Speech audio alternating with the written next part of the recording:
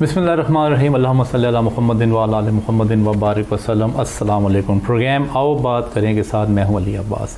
आज का हमारा मौजू है लोनलीनेस, तन्हाई।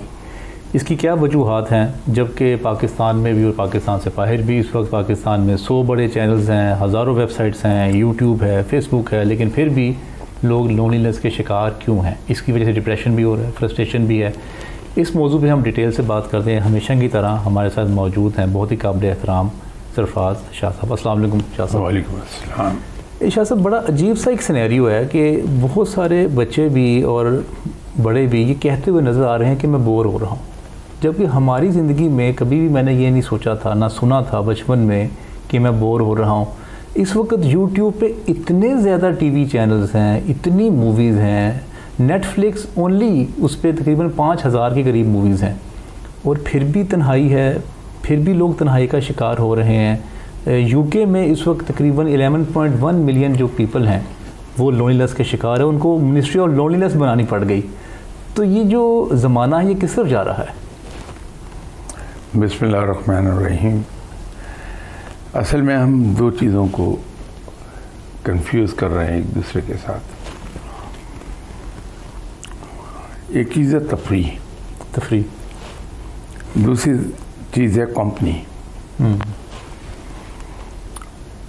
खिलौने, एंटरटेनमेंट, ये आपको तफरी तो प्रोवाइड कर सकती है, लेकिन ये आपको कंपनी नहीं दे सकती। और जिस तरह की कुछ पुराने ज़माने में दानिश्वर जी इंसान को सोशल एनिमल भी कहते रहे हैं। इंसान की फितरत में ये ज़रूरत मौजूद है कि उसे कंपनी चाहिए। ओके। अब आदमी की उम्र के मुख्तलिफ स्टेजेस से गुज़रता है, जब अब बचपन में उसे अपने माँ बाप की कंपनी चाहिए, बहन भाइयों की कंपनी चाहिए। जब उससे बड़ा हो जाता है तो फिर माँ बाप बहन भाइयों के साथ साथ उसे बाहर दोस्तों की कंपनी भी चाहिए। सही। जब और बड़ा हो जाता है तो फिर उसे एक रफ़ीक़ ज़िंदगी की ज़रूरत चाहिए।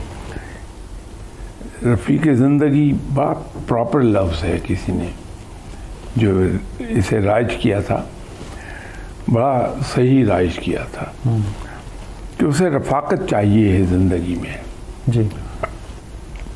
और वो रफ़ाक़त जो है वो माँ बाप से मिल तो जाती है, बहन भाइयों से मिल जाती है जी, लेकिन एक और डिग्री की रफ़ाक़त है जहाँ इंसान अपनी हर अच्छी बुरी बात, दिल की बात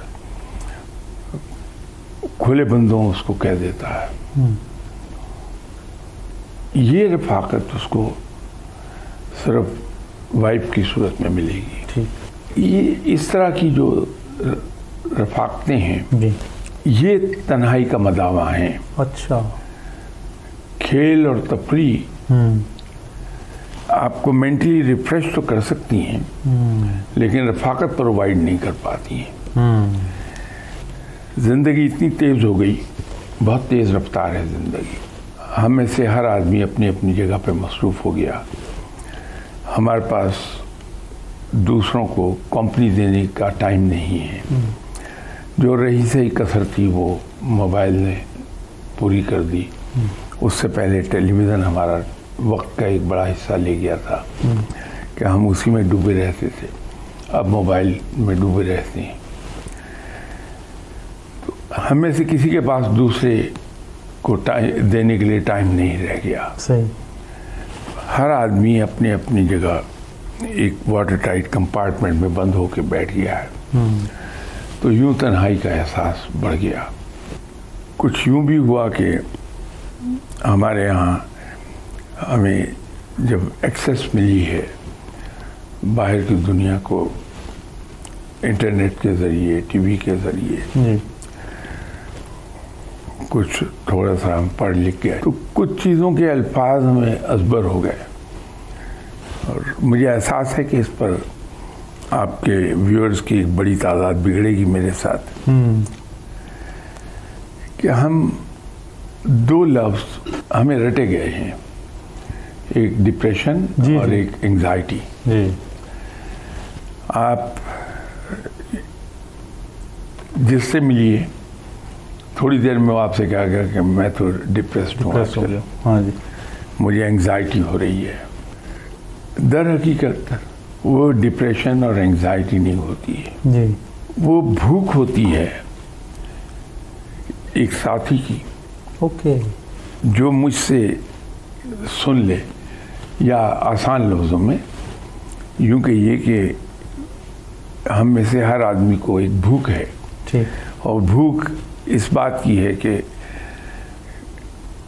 कैथारसिस के लिए कोई मुझे मिल जाए। ओके, जो कुछ मेरे अंदर गुबार भरा हुआ है मैं उसको वेंट आउट कर दूँ, ठीक, मैं स्टीम ऑफ होना चाहता हूँ। जब कोई नहीं मुझे मिलता तो उससे जो मेरे ऊपर ज़हनी असरात मरतब होते हैं, मुझे सबसे आसान लफ्ज़ जो रटा हुआ है वो डिप्रेशन का है, एंग्जाइटी का है, ठीक, तो मैं उसको डिप्रेशन या एंग्जाइटी का नाम दे दूँगा। नतीजा ये होगा कि कुछ अरसे के बाद मैं ट्रैंक्विलाइजर्स और सेडेटिव्स के ऊपर शिफ्ट हो जाऊँगा, जी जी, नींद की गोलियाँ खाने लगूँगा। हालांकि मेरी शख्सियत के लिए ये तीनों टाइप की ही चीज़ें, नींद की गोली हो, ट्रैंक्विलाइज़र हो, सेडेटिव्स हो, ये जहर है।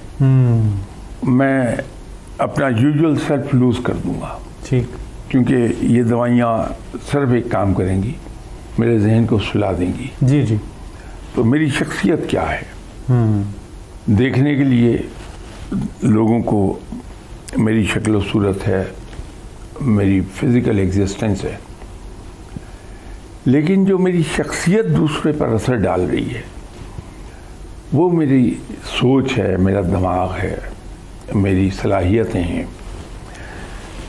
जब वो सो गया तो मेरी सलाहियतें भी सो गई, उसके साथ ही जी, मेरे जो थॉट प्रोसेस है वो स्लो डाउन हो गया, सही, तो मेरी शख्सियत खो जाएगी उसमें।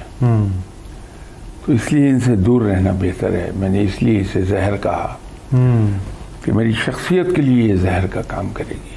तो शाह साहब और तो भी तन्हाई का इलाज सिर्फ एक है जी जी,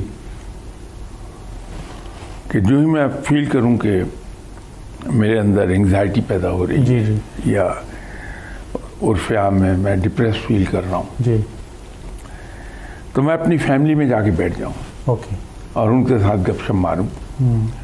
बेहतरीन ट्रैंक्विलाइज़र है ये कि जब मैं अपने करीबी लोगों में बैठूंगा, बहन भाई हैं, बीवी बच्चे हैं, इनके दरमियान बैठ के पूरी तरह पार्टिसिपेट करूंगा, जी, उनकी ज़िंदगी में दिलचस्पी लेने लगूंगा, तो मैं खुद ठीक हो जाऊंगा।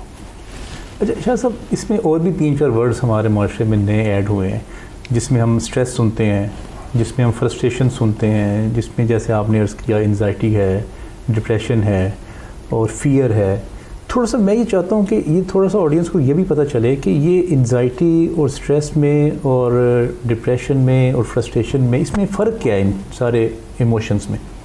मैंने साइकोलॉजी तो नहीं पढ़ी कभी, ना साइकेट्री पढ़ी, मैं तो बिजनेस एडमिनिस्ट्रेशन का आदमी हूँ, लेकिन जो इनके बारे में मैं समझ सका हूँ वो ये है कि जब हम लो फील करते हैं जी, तो हम उसे डिप्रेशन का नाम ले देते हैं। ठीक, जब मैं दूसरों के लिए यूज़फुल नहीं होता, दूसरों को अकोमोडेट नहीं करता, दूसरों को खुशी नहीं देता, सबसे बड़ी बात, जी, तो नतीजा ये होगा कि मेरे अंदर एक बेचैनी पैदा होगी। मैं उस बेचैनी को एंग्जाइटी का नाम दे दूंगा। जी, ठीक, जब मैं लोगों के लिए फ्रेंडली नहीं हूँ, लोगों को ईंट का जवाब पत्थर से दूंगा, एक रिएक्शन मेरे अपने अंदर पैदा होगा ओके।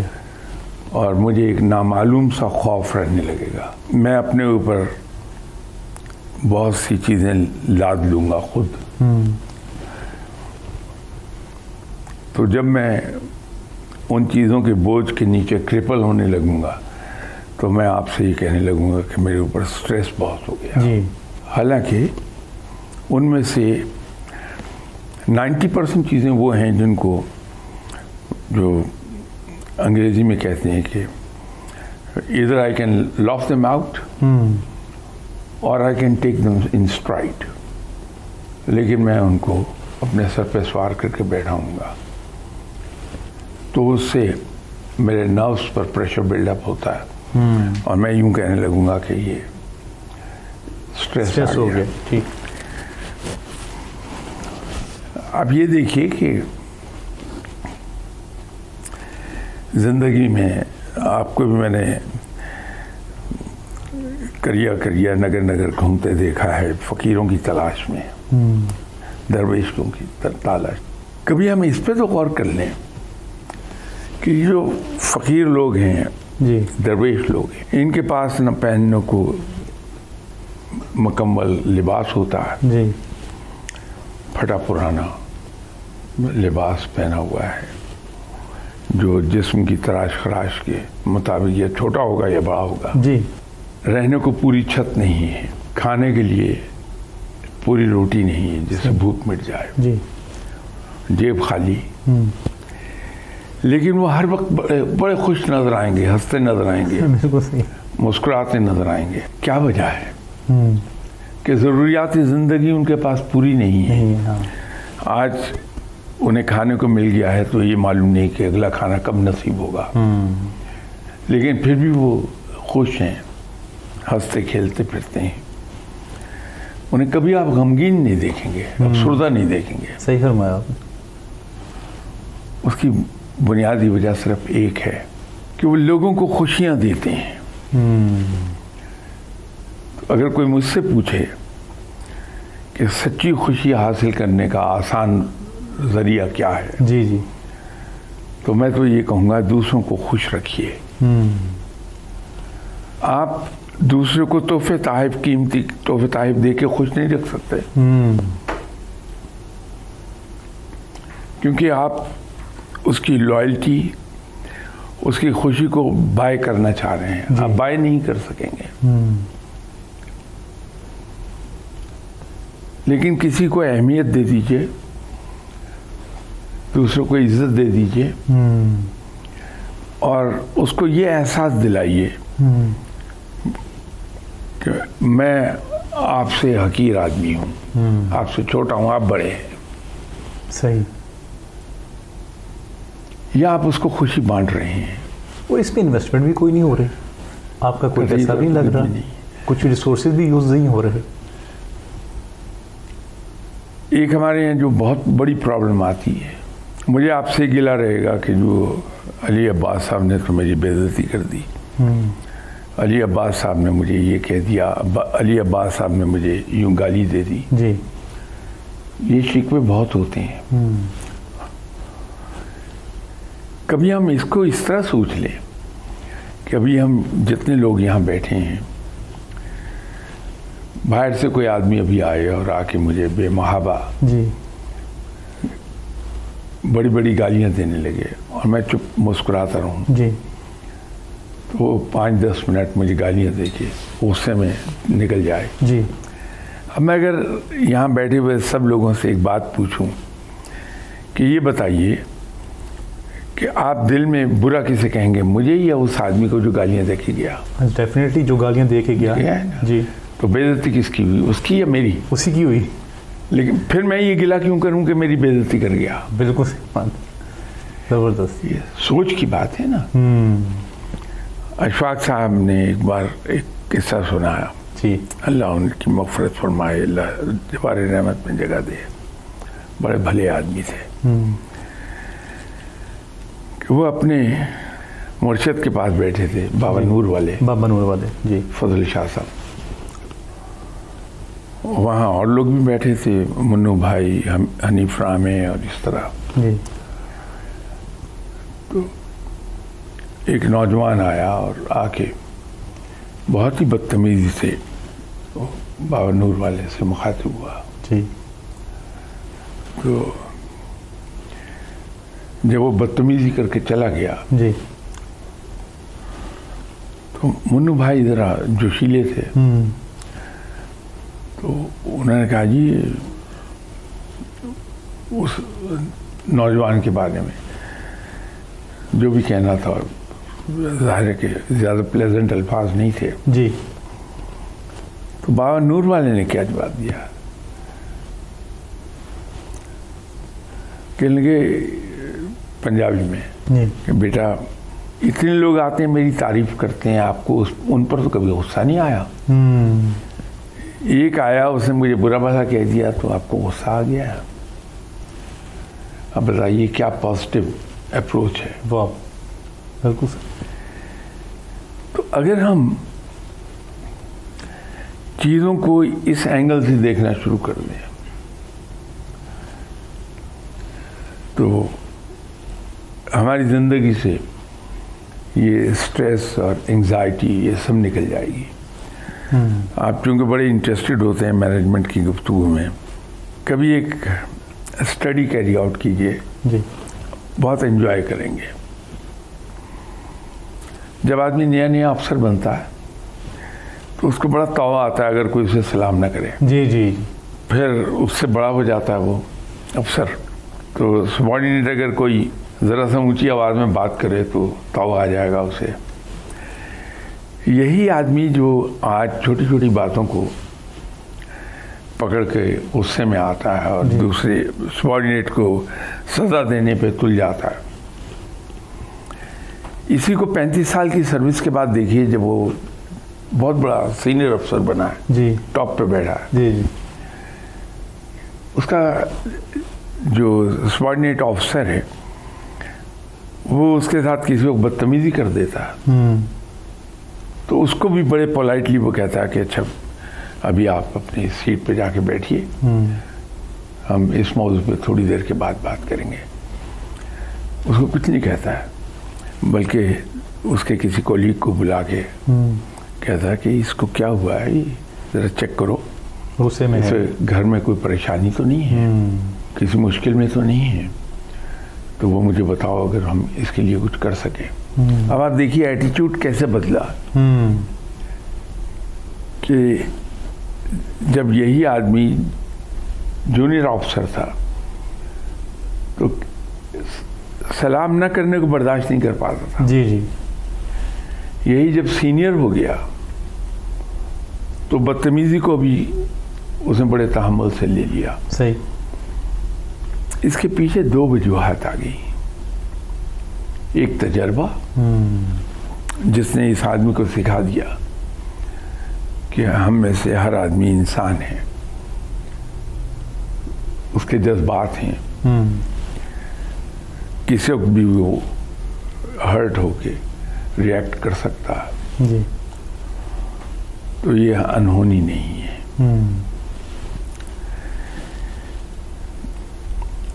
दूसरी चीज़ ये आई कि इसको ये एहसास हो गया I am the big boss and I have all the authority. उसको अपने बड़े होने का एक एहसास आ गया है। इसलिए बहुत पढ़े लिखे लोगों को जी आप देखें बड़े तहम्मुल मिजाज होते हैं। जी जी। दूसरे के रूड होने के जवाब में भी सिर्फ मुस्कुराते हैं, इसलिए कि उनको अपने मकाम का एहसास हो गया कि मैं बड़ा हूँ। फैमिली का सरबराह होता है, बड़ा होता है, उसके सामने कोई छोटा गुस्ताखी भी करे, कुछ करे तो उसको प्यार से समझा देगा, रिएक्ट नहीं करेगा। इसलिए कि उसको अपनी बुजुर्गी का एहसास हो गया। सही। कि मैं इस बरादरी का चौधरी हूँ, मैं बड़ा हूँ।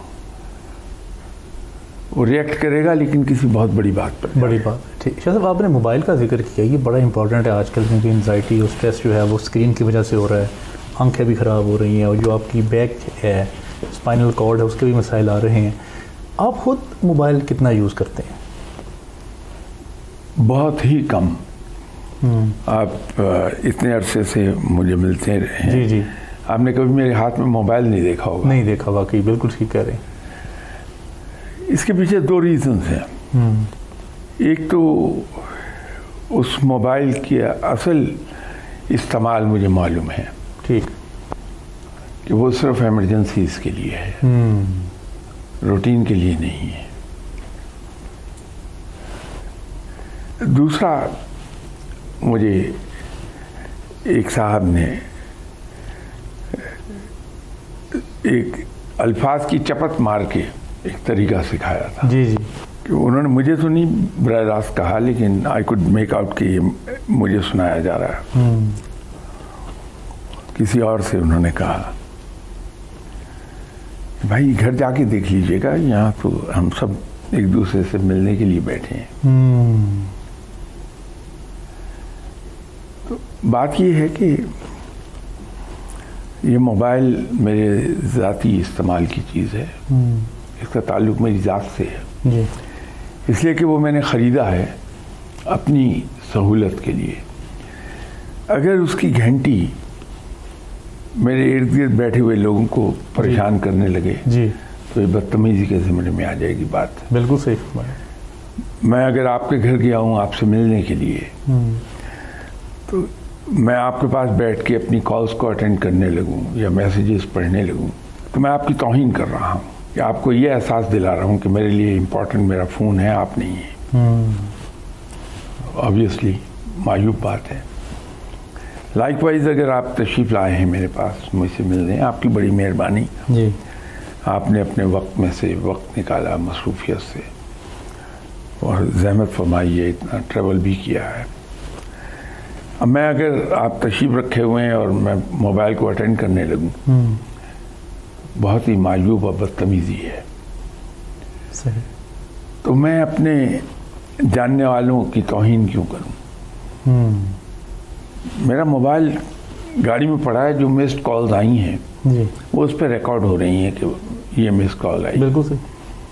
मैं गाड़ी में जाके बैठूंगा, ऑन वे मैं तमाम कॉल्स को रिटर्न कर दूंगा, पता चल जाएगा किसी ने कॉल क्यों किया था।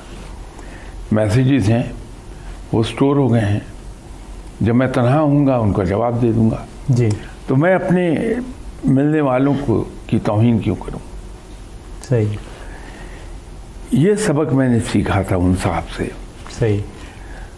तो मैंने हाथ में कभी मोबाइल पकड़ा नहीं। मैं जाता हूँ लोगों से मिलने, जी। तो मोबाइल मेरा गाड़ी में रहता है। अच्छा, मोबाइल आप ज़्यादा यूज़ नहीं करते और आपकी ज़िंदगी भी बड़ी अच्छी गुजर रही है। अल्हम्दुलिल्लाह। सारे काम आप ज़िंदगी में कर रहे हैं, अल्हम्दुलिल्लाह। लेक्चर्स भी हैं, रिकॉर्डिंग्स भी हैं, अपने ऑफिस का भी काम कर रहे हैं, सब कुछ करें। इसका मतलब है कि मोबाइल के बगैर बेहतर ज़िंदगी आपकी बहुत अच्छी ज़िंदगी गुजरती है। ठीक है। तो शाह साहब ये बताइए कि कौन लोग ऐसे होते हैं जो तन्हा रह जाते हैं? ऐसा भी तो होता है ना कि लोगों में एक ऐसा एक जज्बा डेवलप होता है कि हमारे साथ लोग नहीं बैठते या हमारे साथ लोग ताल्लुक़ नहीं बनाते, हम किसी के साथ दोस्ती नहीं कर पाते या मुझे बुली किया जाता है। इस तरह की बहुत सारे जो कंप्लेनेंट्स होते हैं, आपके ख्याल से वो कौन ऐसे लोग हैं जो तन्हाई का शिकार हो जाते हैं? कोई एक टाइप नहीं हम कह पाएंगे, लेकिन 2-3 किस्में। जी। गुस्सावर लोग, अच्छा, गुस्से वाले, बदमजाज लोग, चिड़चिड़े जिनको हम कहते हैं, और सबसे बढ़कर वो लोग जो सेल्फ सेंटर्ड हैं, who are full of themselves। इनसे लोग अल्टीमेटली दूर भाग जाते हैं। तो अगर इंसान अपने अंदर से ये 3 चीज़ें निकाल देगा, वो साथ चिड़चिड़ापन और सेल्फ सेंटर्ड पर्सनैलिटी, खुद पसंदी कह लें, खुद पसंदी, ठीक, तो इंसान बड़ी लवेबल पर्सनालिटी बन जाता है। हर आदमी उसे पसंद करेगा। फ़कीर में तीनों चीज़ें नहीं होती, दरवेश में, और सुन्नत है ये। सही। आप देखिए कमाल चीज़ है, इस पर हमने कभी गौर नहीं किया। जी। आप सल्लल्लाहु अलैहि वसल्लम से जब कोई हाथ मिलाता था तो आपने अपना हाथ कभी नहीं खींचा। अच्छा, यस। जब वो खुद पीछे करते जब वो हाथ मिलाने वाला आदमी अपना हाथ खींचेगा फिर ही छोड़ देंगे। ये बड़ी छोटी सी ऐसी बात है जिसको हमने 1000 बार पढ़ा होगा, लेकिन हमने रजिस्टर कभी नहीं किया इसे। जी जी। इतनी छोटी बात है, लेकिन इसकी वैल्यू बहुत है कि दूसरों को अहमियत का एहसास दिला रहे हैं। सही। कि तुम बड़े अहम हो, तुम्हारा हाथ अगर मेरे हाथ में है तो ये मेरे लिए बड़ी बात है। ठीक, ये 3 नुक्ते तो समझ आ गए मुझे। जैसे आपने फरमाया कि ये जो ये होगा, गुस्सा होगा जिसके अंदर, या जो सेल्फ सेंटर्ड होगा, इनसे लोग दूर हो जाएंगे। अच्छा, ये जो पर्सनैलिटीज़ होती हैं, इनको इस बात का एहसास तो नहीं होता कि हमारे अंदर ये कमियां महसूस हैं, तो इनको कैसे एहसास हो सकता है ताकि उनकी बेहतरी हो जाए? क्या ऐसी निशानियां हैं जिनसे इनको अंदाज़ा हो जाए कि कमियां हमें? क्योंकि मैंने ऐसे जिन लोगों से मिला हूँ मैं, वो उनको यही कहते हुए देखा है कि सोसाइटी ठीक नहीं है, या लोग, ज़माना बदल गया, ज़माना ख़राब हो गया है, इस तरह के जुमले मैंने इनसे अक्सर सुने, और कि दुनिया में इंसानियत ख़त्म हो गई है। अच्छा, अब वो मैं महसूस कर रहा हूँ, जो आपने 3 चीज़ें फरमाई जो बिल्कुल वैसी ही हैं, लेकिन वो अपने आप को बिल्कुल ठीक समझ रहे हैं कि ये we are on the right track. एक बड़ी सादा सी बात है, अगर इंसान को ये एहसास हो जाए जी कि ये मेरे अंदर बुरी आदत है या ये मेरी हरकत बुरी है जी, तो वो करेगा ही क्यों? बड़ी सादा सी बात। बिल्कुल सही। इंसान उस वक्त तक गलत हरकत करता है जब तक उसे कोई एहसास न दिला दे या खुद उसे एहसास न हो जाए। जी। अब हमारे यहाँ एक मसला ये पैदा हो गया हुआ है कि हम जब किसी गलती को, खामी को पॉइंट आउट करते हैं तो इतने तल्ख हो जाते हैं कि बजाय इसके कि बंदे की इस्लाह हो, और बिगड़ जाता है वो। ज़्यादा दूर ना जाइए, बड़ी छोटी सी आपको एग्जांपल देता हूँ। जी। अगर आपने एक किताब तहरीर की है, जी। एक कोई आर्टिकल अखबार में लिखा जो लिखते रहते हैं आप, जी। किसी ने आपकी एक गलती पकड़ ली, जी। ग्रामर की है, इमला की है, या कंस्ट्रक्शन ऑफ सेंटेंस में कहीं खामी झोल है, जी। वो इतना सख्त लेटर आपको लिखेगा गोया आपने कोई इतना बड़ा जुर्म कर दिया है जिसकी सज़ा फांसी से कम नहीं हो सकती। सही। हालांकि अगर पोलाइटली लिख लिया जाए, हमारे पास एक एग्जाम्पल बड़ी खूबसूरत मौजूद है। जी जी। जनाब हज़रत इमाम हसन, हज़रत इमाम हुसैन रज़ी अल्लाह ताला अन्हु बचपन में मस्जिद में खड़े थे, तो एक साहबी आए जिन्होंने वज़ू किया। जी। तो उन साहब से वज़ू में गलती हो गई। ठीक। तो जब वो जाने लगे तो दोनों ने उन्हें कहा कि साहब, हमें शुबा है कि हमें वज़ू करना नहीं आता, तो हम आपके सामने वज़ू करते हैं, तो अगर गलती करें हमें पॉइंट आउट कर दीजिएगा। वज़ू किया, वो साहब भाप गए कि उनसे फलां जगह गलती हुई थी। तो उन्होंने अपनी गलती ठीक कर ली, दोबारा वज़ू कर लिया। अब आप देखिए कितना खूबसूरत अंदाज था, बहुत खूबसूरत। लेकिन उसके लिए उन दोनों शहजादों की सी दानाई चाहिए। तो वो दानाई तो हमारे पास आ नहीं सकती, लेकिन कम से कम इतना तो कर सकते हैं कि इसका 50% ही हासिल कर लें, तो किसी की गलती को बड़े खूबसूरत तरीके से हम करेक्ट कर दें। सही।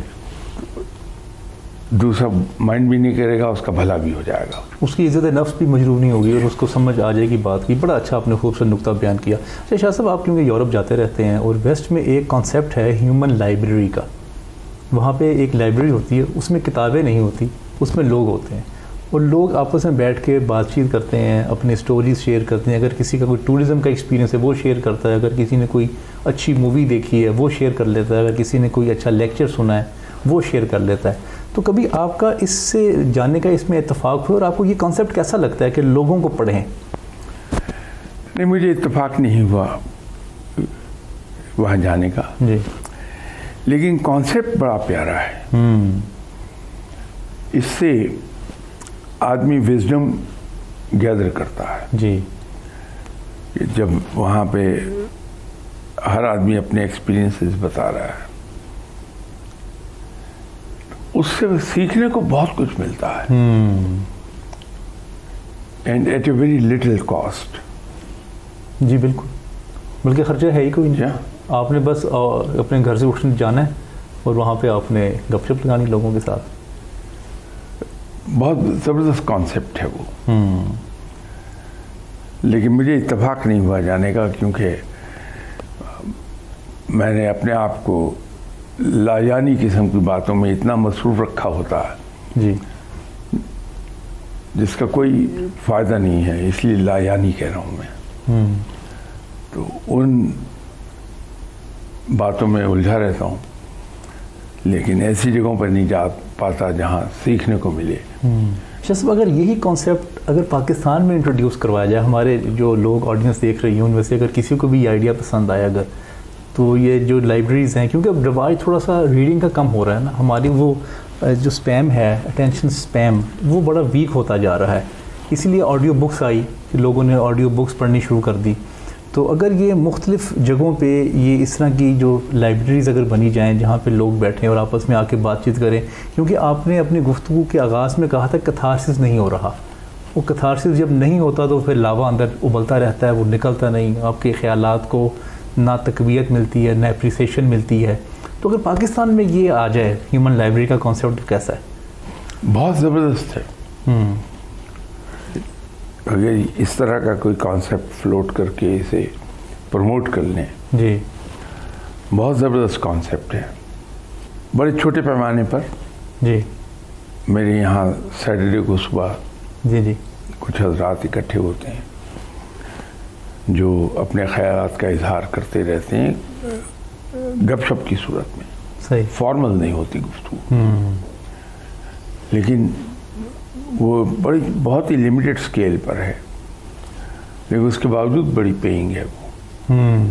बहुत कुछ फ़ायदा दे जाती है, इसलिए कि जब आप 1 घंटे की उस महफिल के बाद उठते हैं जी, तो you are a lot wiser कि आपके पास वो जो 14-15 लोग हैं उनकी ज़िंदगी के आपने किस्से सुने हैं, तो उससे बहुत कुछ सीख के उठते हैं आप। जी। ये कॉन्सेप्ट बड़ा अच्छा है, इसमें अमल होना चाहिए। अच्छा शाह साहब, पहले वेस्ट में लोनलीनेस की ज़्यादा बात होती थी, और जैसे मैंने आपसे अर्ज़ किया कि उसमें मिनिस्ट्री भी बनाई वहाँ पे लोनलीनेस की। तो अब ये कॉन्सेप्ट पाकिस्तान में और ये बड़े सगीर वाले एरियाज़ में यहाँ भी आना शुरू हो गया है, इसकी क्या वजह है? मगरिब ने more so after second world war जी, एक नया चलन अपनाया। वो था सिर्फ अपनी ज़ात का ख्याल। ओके, ये वर्ल्ड वॉर 2 के बाद ये मिजाज ज़्यादा हुआ, ओके, वो बढ़ गया था। सही सही। तो जब ये कॉन्सेप्ट आ जाए कि आप हैं, मैं हूँ, जो कुछ आपके पास है वो आपका है, सही। जो कुछ मेरे पास है वो मेरा है। अब मैं सिर्फ मटेरियल चीज़ की बात नहीं करता, आपका इल्म, आपके ख्यालात, आपकी विजडम, वो सिर्फ आपकी होके रह जाए तो मेरा आपका ताल्लुक बड़ा कमज़ोर हो जाएगा।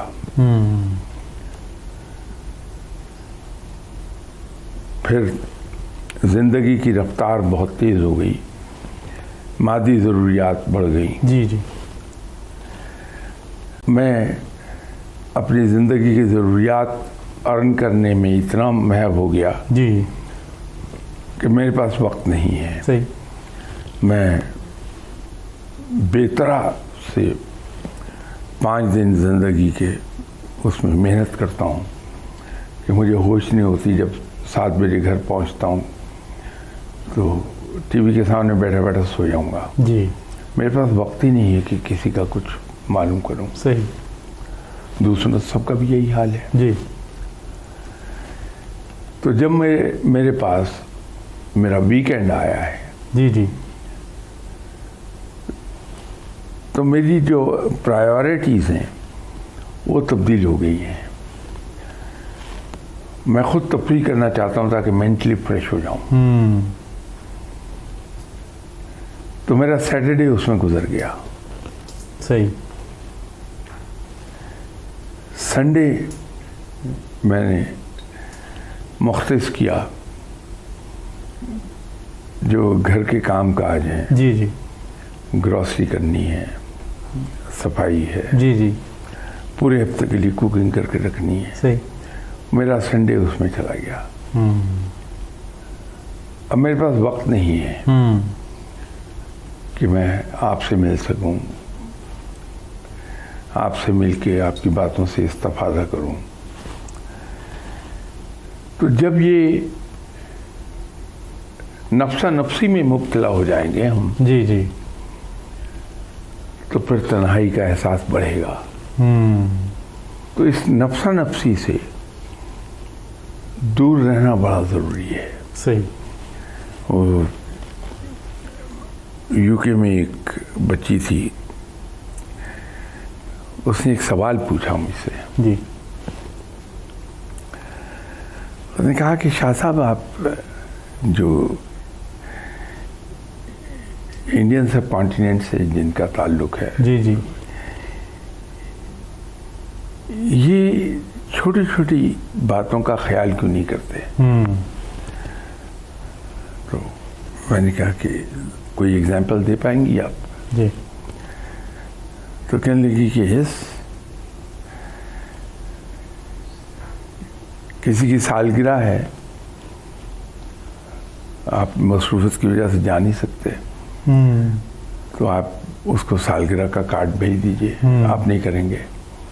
कोई बीमार हो गया है तो गेट वेल सून का कार्ड नहीं भेजेंगे। जी थैंक यू का कार्ड कभी नहीं आप भेजेंगे। तो मैंने कहा बेटी, आप बात तो दुरुस्त कह रही हैं, इसमें शक नहीं है कोई। जी जी हम ऐसे ही हैं। ज़रा आप मुझे एक चीज़ बता दीजिए। आपकी बड़ी सिस्टर एक ऑर्गेनाइजेशन में काम करती है, इंसान है, उनसे कोताही हो गई, उन्होंने उस इंस्टीट्यूशन का कुछ पैसा अपने ज़ाती इस्तेमाल में वो ले आई, जी जो लेटर ऑन पकड़ा गया। Now she is given 2 options कि वो जो लॉस है, जो आपने पैसा इस्तेमाल कर लिया, इधर you make good of it और फेस द कोर्ट। तो आप सिर्फ एक छोटा सा बहन को कार्ड लिखेंगी कि ओ सॉरी, तो उस सॉरी का एक कार्ड चला गया। जी जी एंड दैट्स ऑल।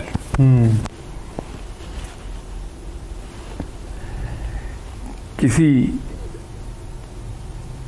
पाकिस्तानी जी के भाई के साथ ये किस्सा हो जाएगा। जी जी वो अपने भाई को बचाने के लिए जी अपना मकान बेच देगा, जी कर्जा लेके उस पर लगा देगा, सही।